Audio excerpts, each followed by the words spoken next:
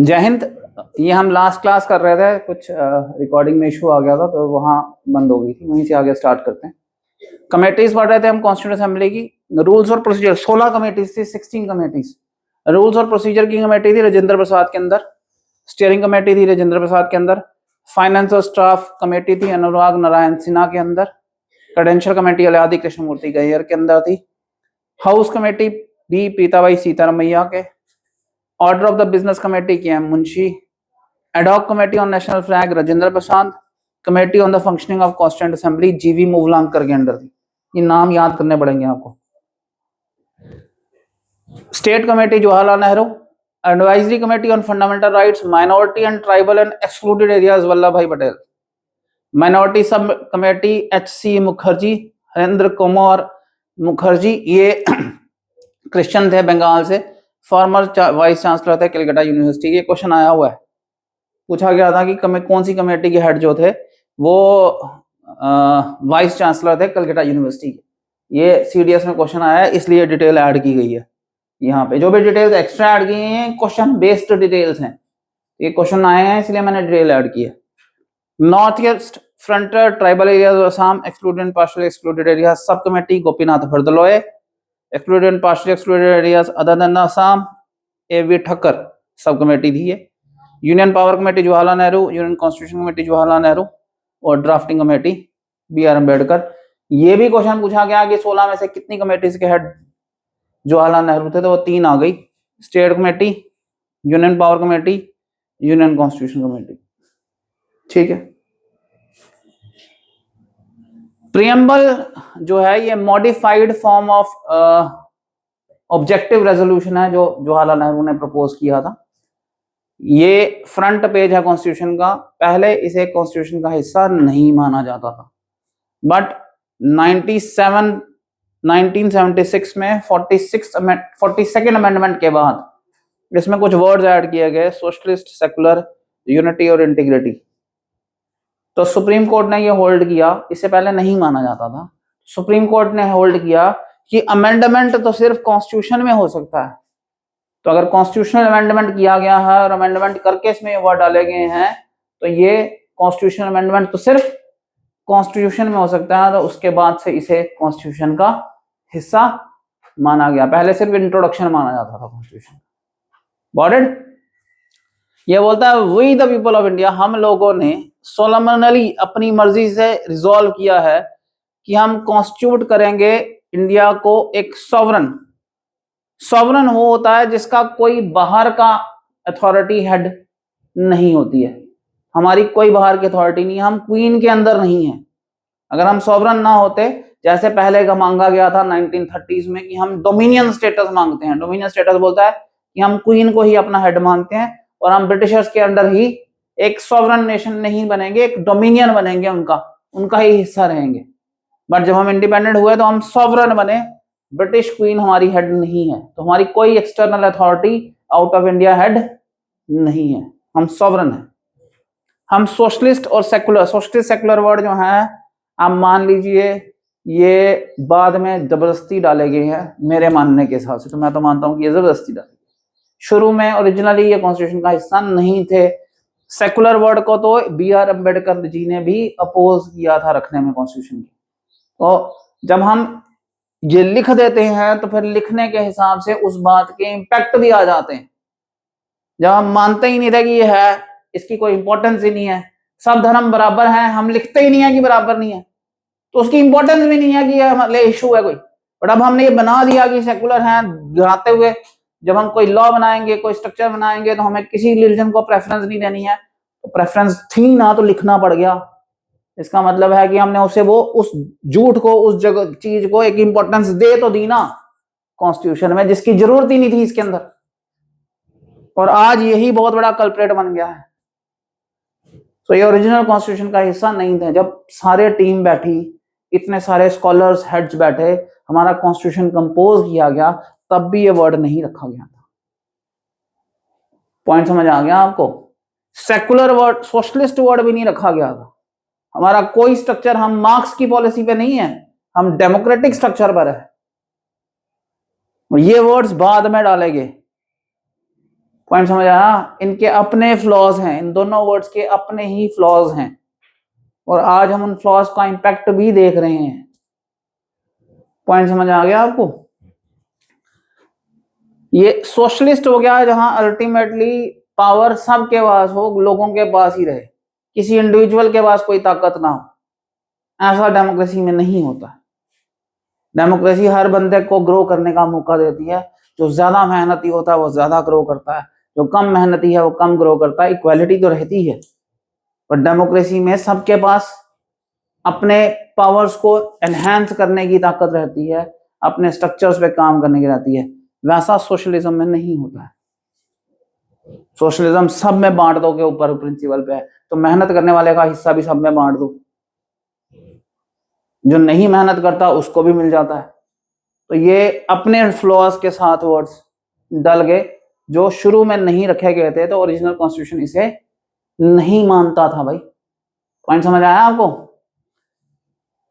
Secular हो गया जहां लॉज बनाते टाइम किसी भी रिलीजन को प्रेफरेंस नहीं देनी पड़ेगी।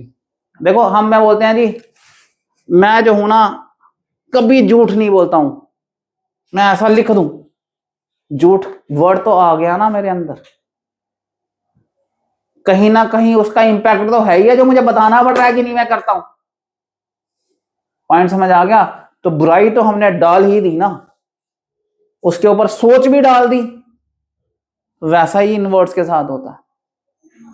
पॉइंट समझ आया आपको? सो ये वर्ड रखे ही नहीं गए थे क्योंकि हम मानते, हम रखते ही नहीं है कि हमारे यहाँ सिस्टम में झूठ एक वर्ड है। हमने किसी के अंदर वो मेंटली ही नहीं डाला कि झूठ होना चाहिए। हम डालते हैं सब सच बोलेंगे, भाई है ही सच्चाई ही रखनी है। हमने झूठ वाला वर्ड ही नहीं रखा अपने स्ट्रक्चर में। बट आप जब लिख देते हैं कि मैं झूठ नहीं बोलूंगा, तो कहीं ना कहीं तो किसी ना किसी की नजर में था कि मैं बोलता हूं, इसलिए मुझे बोलना पड़ा कि मैं नहीं करूंगा। पॉइंट समझ आ रहा है आपको? नेगेटिव इंपैक्ट कैसे क्रिएट होते हैं वर्ड से? तो जो सोच थी ही नहीं उसे डाल दिया गया। पॉइंट समझ गए मेरी बात? हम डेमोक्रेटिक हैं, government by the people, for the people, of the people, बड़ी बार बचपन से पढ़ते आ रहे हैं। रिपब्लिक हो गया जो हमारा हेड होगा ये हम चूज करेंगे। सो इंडिया के हेड हैं प्रेसिडेंट, और वो इनडायरेक्टली लोग ही चूज करते हैं। It is indirectly chosen but it is chosen by public. राजे का बेटा राजा वाला कोई स्ट्रक्चर नहीं है। पॉइंट समझ आया जी आपको? पांचों वर्ड का मतलब समझ आया आपको? हमें सिक्योर करना है सभी सिटीजन को, जस्टिस देना है, सोशल में भी, इकोनॉमिक में भी और पॉलिटिकल में भी। हमें लिबर्टी, आजादी देनी है, थॉट्स की, एक्सप्रेशन की, बिलीफ की, फेथ की, वर्शिप की। हमें इक्वालिटी देनी है, स्टेटस की, अपॉर्चुनिटी की। हमें फ्रेटर्निटी जिसमें डिग्निटी ऑफ इंडिविजुअल आए वो मेंटेन करना है। हमें यूनिटी और इंटीग्रिटी नेशन की मेंटेन करनी है। आज इस कॉन्स्टिट्यूएंट असेंबली में 26 डे ऑफ नवंबर 1949 को हम इसे अडॉप्ट करते हैं, कॉन्स्टिट्यूशन को, इसे खड़ा करते हैं, इनेक्ट करते हैं, और अपने आप को ये कॉन्स्टिट्यूशन देते हैं। तो हमें कॉन्स्टिट्यूशन किसने दिया है? हमने खुद अपने को दिया। कई बार क्वेश्चन आता है हमें कॉन्स्टिट्यूशन किसने दिया, लोग लिखते हैं ड्राफ्टिंग कमेटी ने। ड्राफ्टिंग कमेटी ने नहीं दिया है। प्रीएम्बल बोलता है कि हमें कॉन्स्टिट्यूशन हमने अपने आप को खुद दिया है। पॉइंट समझ आया जी आपको? इसमें से कोई वर्ड जो नहीं समझ आया? डेमोक्रेटिक और रिपब्लिक में क्या डिफरेंस? मैम डेमोक्रेटिक में गवर्नमेंट हम खुद चुनते हैं, ठीक है। अब ब्रिटेन है, वहां पे भी वो गवर्नमेंट चुनते हैं, बट उनकी हेड जो होती है वो क्वीन होती है। हम भी गवर्नमेंट चुनते हैं, बट हमारी हेड क्वीन नहीं होती, हमारे हेड प्रेसिडेंट होते हैं, और वो भी चुने जाते हैं। पॉइंट समझ आया जी आपको? दोनों में फर्क समझ आ रहा है? आगे चलें। देखिए मेरा स्केड्यूल्स में डिटेल कराने का भी कोई मूड नहीं है, हल्का रखते हैं।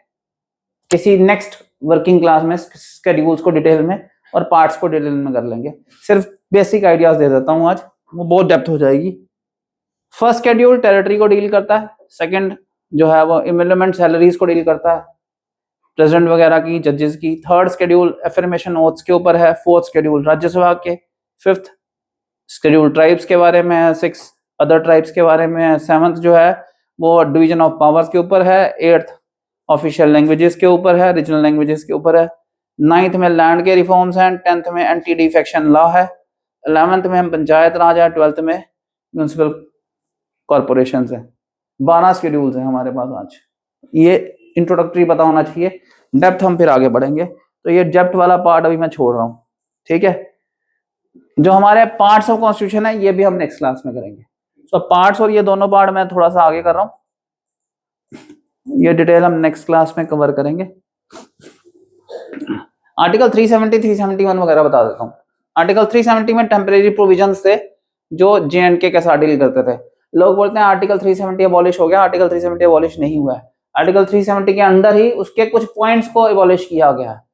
तो आर्टिकल 370 के अंदर कुछ स्पेशल प्रोविजंस थे, उनमें से कुछ पॉइंट्स को डिलीट कर दिया गया। आर्टिकल 370 खत्म नहीं हुआ है, समझ आ गया आपको मान। 371 जो है इसमें स्पेशल प्रोविजंस जो है महाराष्ट्र के बारे में और गुजरात के। 371 ए नागालैंड, 371 बी असम, 371 सी मणिपुर, 371 डी आंध्र प्रदेश, ई जो है वो सेंट्रल यूनिवर्सिटी इन आंध्र प्रदेश, एफ जो है वो स्टेट ऑफ सिक्किम, जी जो है वो मिजोरम, एच जो है अरुणाचल प्रदेश, गोवा 371 आई और जे कर्नाटका को है। तो अभी जो है वो J&K की गवर्नमेंट डिमांड कर रही है, लेजिस्लेचर भी डिमांड कर रहा है कि 371 के किसी स्पेशल प्रोविजन में हमारे को कुछ स्पेशल राइट्स दिए जाएं। तो वो फ्यूचरिस्टिक है कि बनता है या नहीं बनता, बट 370 के अंडर जो टेम्परेरी प्रोविजंस थे वो अब एबॉलिश हो गए। ये हमारा इंट्रोडक्शन आ गया, यूनियन के बारे में पढ़ रहे हैं, यूनियन एंड द टेरिटरीज। ये कॉन्स्टिट्यूशन के ओरिजिनल कॉन्स्टिट्यूशन का फ्रंट पेज का पार्ट 1 का फ्रंट है और उस पे ये इंडस वैली सील बनी हुई है। ये पता होना चाहिए क्या बना हुआ है। इंडस वैली सील डिपेक्ट करती है इंडस वैली सिविलाइजेशन को, it is start of the civilisation. Start को इंडिकेट करती है, तो इसलिए कॉन्स्टिट्यूशन का स्टार्ट भी जो है वो इसी सील से किया गया है। पॉइंट समझ आया जी। ये बुल की सील है। आर्टिकल 1 डिस्क्राइब करता है इंडिया को Bharat as union of states, it is not federation of states. We are not like United States of India और यूनाइटेड स्टेट्स ऑफ, जैसे यूएसएसआर या यूएसए था, है यूएसएसआर था। यूएसएसआर में स्टेट्स के बीच में एग्रीमेंट था कि हम मिलजुल के इकट्ठे रहेंगे as United States of Soviet Republic. India में ऐसा कोई एग्रीमेंट नहीं है। सो इंडिया में अब यूनियन ऑफ इंडिया का हिस्सा है, अब यूनाइटेड स्टेट्स ऑफ इंडिया के एग्रीमेंट से कोई जुड़े हुए नहीं है। सो अगर एग्रीमेंट जुड़ने का नहीं है तो टूटने का भी कोई एग्रीमेंट नहीं हो सकता। तो यूएसएसआर की तरह इंडिया कभी भी टूट नहीं सकता। Indian federation is not a result of agreement between Indian states. Independence act के हिसाब से जो स्टेट्स थी इंडिया में उनको ऑप्शन दिया गया था इंडिया पाकिस्तान से जुड़ने का, तो कोई एग्रीमेंट वाला प्रोसीजर नहीं था। आर्टिकल 2 एम्पावर करता है पार्लियामेंट को कि कोई किसी को भी एडमिट कर सकता है यूनियन ऑफ इंडिया में, या एस्टेब्लिश कर सकता है नई स्टेट्स, किसी भी टर्म कंडीशन जो इसको ठीक लगती है फिट उसके हिसाब से पार्लियामेंट कर सकती है। आर्टिकल 3 बोलता है कि जो फॉर्मेशन है वो एग्जिस्टिंग स्टेट्स में भी चेंजेस करके की जा सकती है। तो एग्जिस्टिंग स्टेट्स जो है यूनियन ऑफ इंडिया की उनमें भी चेंजेस किए जा सकते हैं। आपको जान के हैरानी होगी ये दोनों चीजें जो है कॉन्स्टिट्यूशनल अमेंडमेंट में नहीं आती, तो इसके लिए 2/3 मेजोरिटी की जरूरत नहीं है। आर्टिकल 3 ऑथराइज करता है पार्लियामेंट को कि नई स्टेट्स जो है वो बना सकते हैं by separation of territory of any state और बाय यूनाइटिंग 2 और मोर स्टेट्स और by uniting any territory to any part of any state. हम इंक्रीज कर सकते हैं किसी का एरिया, डिमिनिश कर सकते हैं, बाउंड्री चेंज कर सकते हैं, नाम चेंज कर सकते हैं। सेंट्रल पार्लियामेंट कुछ भी कर सकती है। पॉइंट समझ आया जी आपको। इसके लिए कोई बिल आएगा जो भी, ठीक है, ये जब भी पार्लियामेंट में आएगा ये प्रेसिडेंट की प्रायर रिकमेंडेशन पर आएगा। तो प्रेसिडेंट का अप्रूवल पहले ही होता है इसके ऊपर जब ये बिल आएगा। और प्रेसिडेंट जो है ये बिल जिस स्टेट में चेंज कर रहे हैं हम उस स्टेट के लेजिस्लेचर को भी भेज सकता है वहां पे उस बिल को पास कराने के लिए। ये उस स्टेट के लेजिस्लेचर से क्या जवाब आएगा, मतलब वहां पास होता है या नहीं पास होता है, ये प्रेसिडेंट के लिए बाइंडिंग नहीं है। वो उस बात को मान भी सकता है। सपोज मैंने इसकी बाउंड्री चेंज करनी है ए स्टेट की और कुछ हिस्सा निकाल के बी में डालना है। अब ए की तो बाउंड्री एरिया कम हो रहा है, तो ए स्टेट के लेजिस्लेचर में जब बिल गया ए ने उसे रिजेक्ट कर दिया। प्रेसिडेंट की मर्जी है कि उसको मानना या नहीं। प्रेसिडेंट उसके बावजूद बोल सकता है पार्लियामेंट को कि आप अपना प्रोसीजर करो जी। पॉइंट समझ आया नहीं आपको? तो ये जो स्टेट के लेजिस्लेचर है उसकी बाइंडिंग नहीं है प्रेसिडेंट को। आप समझ लीजिए इंडिया की सारी स्टेट्स प्रेसिडेंट को यानी पार्लियामेंट को, पार्लियामेंट के हेड प्रेसिडेंट है, पार्लियामेंट को या प्रेसिडेंट को असिस्ट करने के लिए बनी है, अपनी गुंडागर्दी करने के लिए नहीं बनी। सो इंडिया के स्टेट का लेजिस्लेचर, हमारा जो फेडरल स्ट्रक्चर है it is quasi federal. States जो हैं वो बनी है ताकि भार उठा पाए अपने काम का थोड़ा बहुत, और सेंटर की पार्लियामेंट को पूरा भार ना पड़े, इसलिए नहीं बनी है कि अपनी अपनी गुंडागर्दियां मचाएं और सेंटर से टूटने की बातें करें, देश से अलग होने की बातें करें। कुछ नहीं कर सकते, सेंटर को असिस्ट करने के लिए बनी हुई है, सेंटर को डराने धमकाने के लिए नहीं बनी हुई है। सो जो पावर का डिवीजन है वो किया भी ऐसे हुआ है कि हर स्टेट जो है वो सेंटर के साथ मिल के काम कर पाए। समझ गए जी आप मेरी बात? और सेंटर का भार थोड़ा सा शेयर कर पाए, अपनी अलग सरकार नहीं चलाए। इस बात को समझना बड़ा जरूरी है, ठीक है? अगर आगे कोई बदलाव लाना होगा इसी चेंज में, नाम में, प्रोसीजर, तो बार बार स्टेट लेजिस्लेचर को पूछने की जरूरत भी नहीं है। तो स्टेट लेजिस्लेचर को बार बार रेफर करने की जरूरत नहीं है। तो प्रेसिडेंट के मर्जी है कि वो स्टेट लेजिस्लेचर से जब बोलता है तो स्टेट लेजिस्लेचर की बात को सुनना है, नहीं सुनना है। पॉइंट समझ आ रहा है आपको? और अगर दोबारा छोटा मोटा कोई चेंज करना है तो दोबारा पूछना भी है या नहीं पूछना है। कॉन्स्टिट्यूशन का आर्टिकल 4 डिक्लेयर करता है कि laws made under article 2 and 3 are not considered as constitutional amendment under article 368, so they are not constitutional amendments.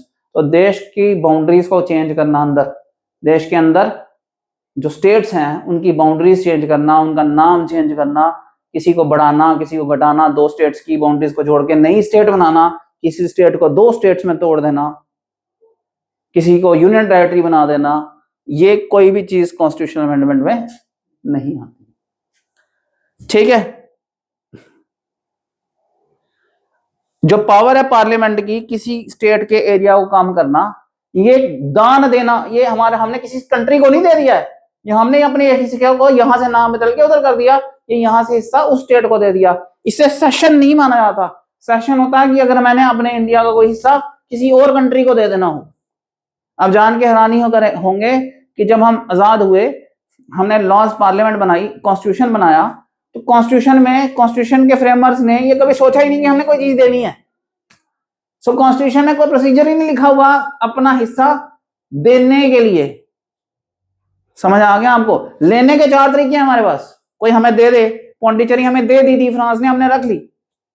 हमने लड़ के जीत के भी एरियाज लिए, हैदराबाद लड़ा बाद में, हमने ट्रीटी की J&K ले लिया। समझ रहे हैं आप? हम परचेज कर सकते हैं, हमने मालदीव में आइलैंड खरीदे हैं, एक छोटे उनके 2-3। तो हम ये 4 तरीके से लैंड एक्वायर तो कर सकते हैं। लैंड किसी कंट्री को देने का लॉ ही नहीं, हमने सोचा ही नहीं है। तो हमारे पास कोई प्रोसीजर ही नहीं है कि जिससे हम अपना हिस्सा सीट कर सकें किसी और हिस्से को, कंट्री को। और अगर कभी सेशन करना पड़े तो पार्लियामेंट को पहले कॉन्स्टिट्यूशनल अमेंडमेंट करनी पड़ेगी और ये प्रोसीजर बनाना पड़ेगा कि देना कैसे है। पॉइंट समझ आया जी? ठीक है? अपने अंदर किसी स्टेट का हिस्सा इधर उधर करना वो सेशन नहीं है, तो इसे सेशन नहीं माना जाता, ठीक है? अगर हमने कभी भी सेशन करना होगा तो हमें पहले कॉन्स्टिट्यूशनल अमेंडमेंट करना पड़ेगा अंडर आर्टिकल 368, ठीक है जी? ये लैंड बाउंड्री एग्रीमेंट जो है ना कल कराऊंगा। इंडिया और बांग्लादेश का एग्रीमेंट हुआ था लैंड बाउंड्री का, हो क्या गया हुआ है आपको थोड़ा सा आइडिया दे देते हैं, कल करेंगे इसके बारे में। मैं एक जगह समझाता हूँ। ये ना जगह है दहाग्राम अंगारपोता, ये अभी भी है हमारे पास, है हमारे टेरिटरी के अंदर है, बट है ये बांग्लादेश है। सो हुआ क्या कि बॉर्डर क्लियरली डिफाइंड नहीं हुआ था इंडिया और बांग्लादेश का। उसकी वजह से क्या हुआ, उनके एरिया हमारे अंदर थे, हमारे एरिया उनके अंदर थे। तो उसके बहुत सारे एरिया, जैसे ये देखो ये बांग्लादेश चल रहा है, ये ऑरेंज वाला इंडिया है, और इंडिया के अंदर ये बांग्लादेश है, फिर ये भी बांग्लादेश है, ये भी बांग्लादेश, इस बांग्लादेश के अंदर फिर ये वाला इंडिया है। इसमें जाने का कोई जगह नहीं है, इनको वहां से लाने की कोई जगह नहीं है। आप समझ रहे हैं मेरी बात? अब यहाँ जो लोग रह रहे हैं वो बांग्लादेशी लॉ से चल रहे हैं, ये वाले इंडियन लॉ से चल रहे हैं, और ऐसे आप हैरान होंगे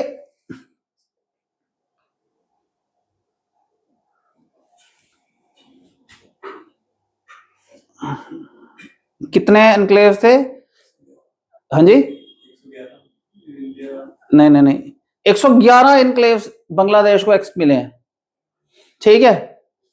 इतने एनक्लेव मतलब इतने सारे एरियाज थे कि अब इन सबको मैनेज करना कितना मुश्किल है। अब ये आप हैं, आपको पूरे पे बॉर्डर की सिक्योरिटी चाहिए नहीं, तो कितनी एक्स्ट्रा फोर्स इम्प्लॉयड होगी। तो हुआ क्या कि इंडिया और बांग्लादेश ने एग्रीमेंट किया कि हम ना एक्सचेंज कर लेते हैं, आप कुछ एरियाज हमारे वाले जो हम रहते हैं वहां से लोग यहाँ शिफ्ट हो जाते हैं। लोगों को भी ऑप्शन दिया गया कि आपने कौन सा लेना है, इंडिया की सिटीजन बनना है या बांग्लादेश के बनना है, और ये इस तरह करके एक्सचेंज कर लिए गए एरियाज, जिससे ये जो बॉर्डर वाला डिस्प्यूट है थोड़ा सा सीधा हो गया, सीधी लाइन में।